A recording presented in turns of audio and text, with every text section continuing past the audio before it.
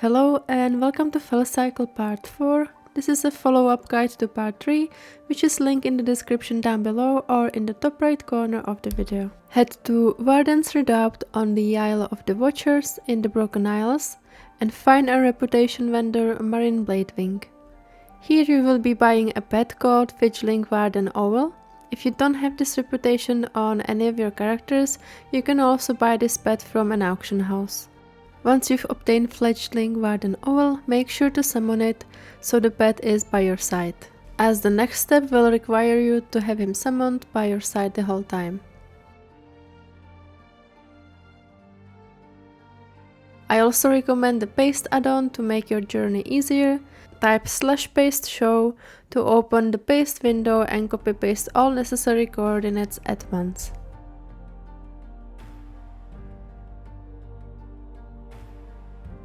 For this step, you will need to fly around the area and interact with the owl statues to gain 4 different buffs in total.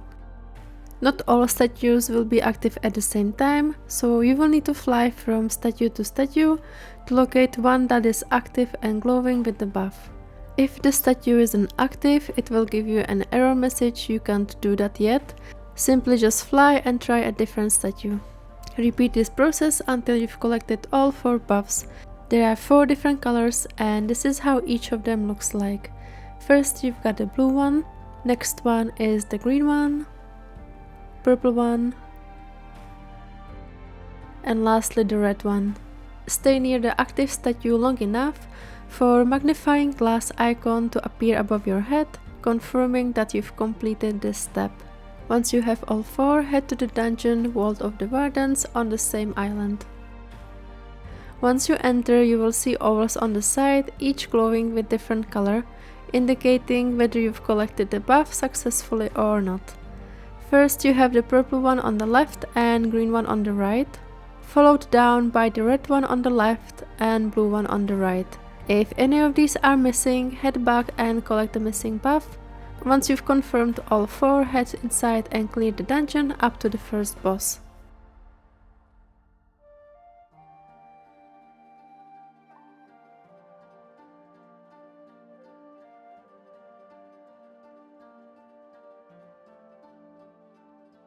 After you've killed the first boss, turn around and run where you just came from.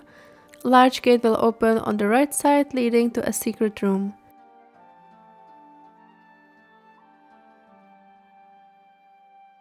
Use starry-eyed goggles to reveal 4 floating orbs, which again are indication of your collected buffs.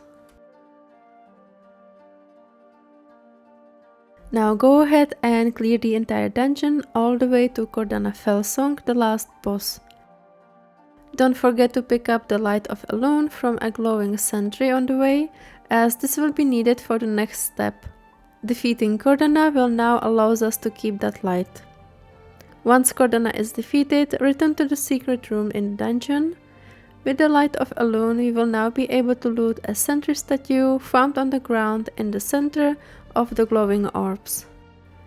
Head back to the room where you defeated Glazer, the large eye boss. Once you're there, place down a sentry statue above the steps.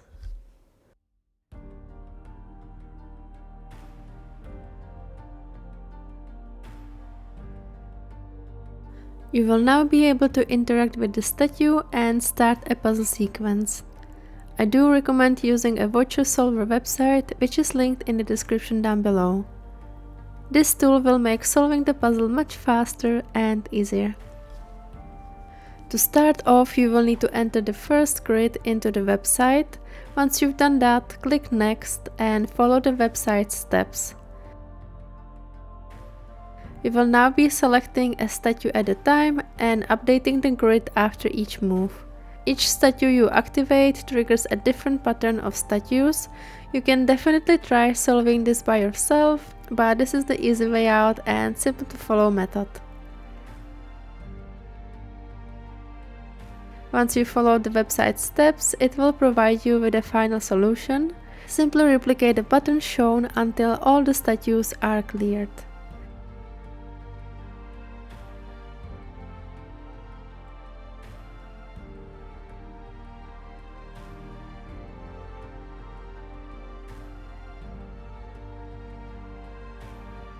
Once the sequence is completed, your sentry statue will start glowing and a treasure of the Wardens will spawn.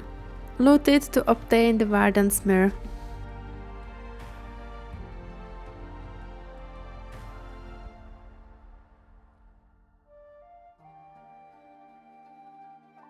Head back to Curzon Catacombs, where you will now have orb number 7 glowing.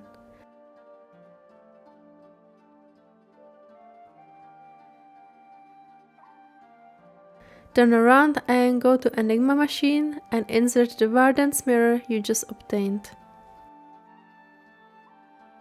To make the next steps as easy as possible, simply follow these things. First, go outside and reset your Curzon Catacombs instance.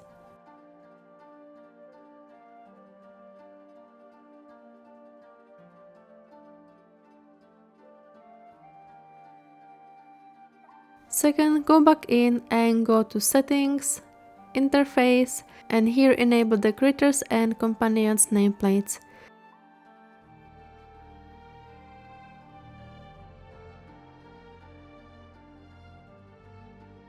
This will allow you to see the rats running around the catacombs easily.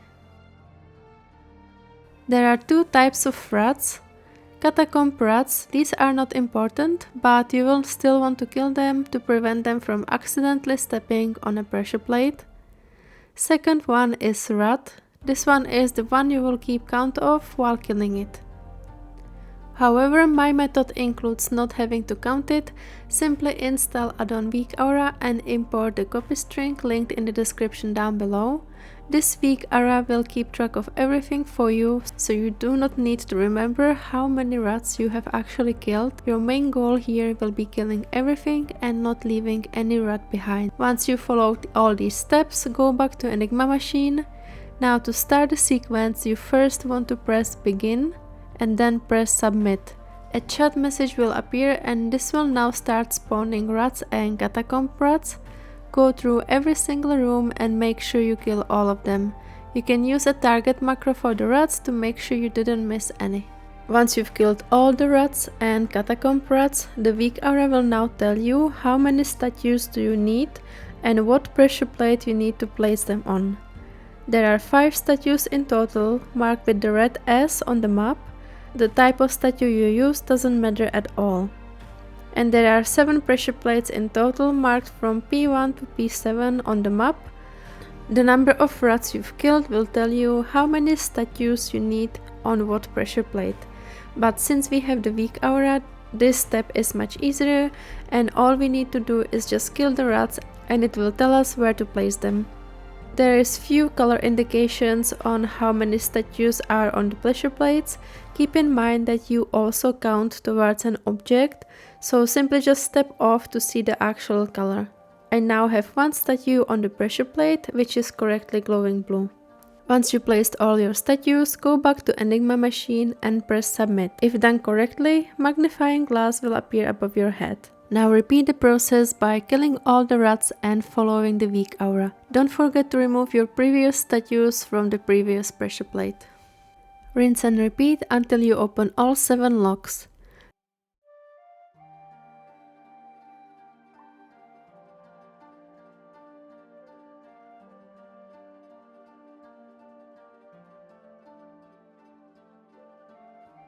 To track how many locks you've opened, you can simply interact with the Enigma Machine and it will tell you the number in the text. If you mess up, you will get zapped and all the locks will reset and you will need to start over.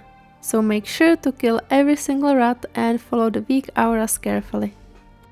Once you have successfully opened all 7 locks, you will have another orb glowing, marking the 8th step as complete. I thank you for watching and see you in the next one.